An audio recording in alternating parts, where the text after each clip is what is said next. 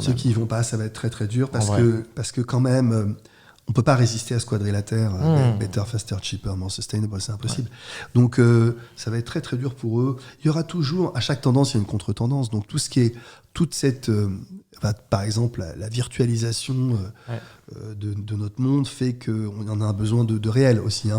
Donc les hôtels du barefoot, ce qu'on appelle le barefoot luxury, hôtels sans Wi-Fi, reconnexion avec la nature, yoga, etc., sont en train d'exploser partout. Virtualisation, tendance égale contre-tendance toujours.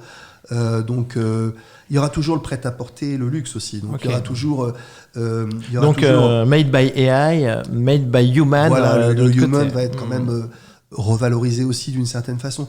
Mais ce qui va être intéressant du point de vue de la société, c'est que il y a une masse d'intelligence aujourd'hui dans la société de services qui est extraordinaire. Ce qu'on appelle les cols blancs. Et or, les cols blancs vont se retrouver en grande partie au chômage à cause de l'AI.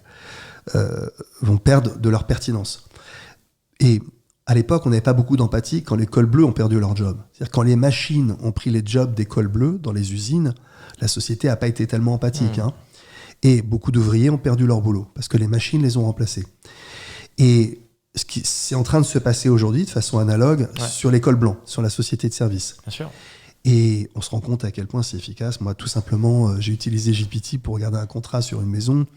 Et franchement, GPT était beaucoup plus sympa et plus efficace que mon avocat américain.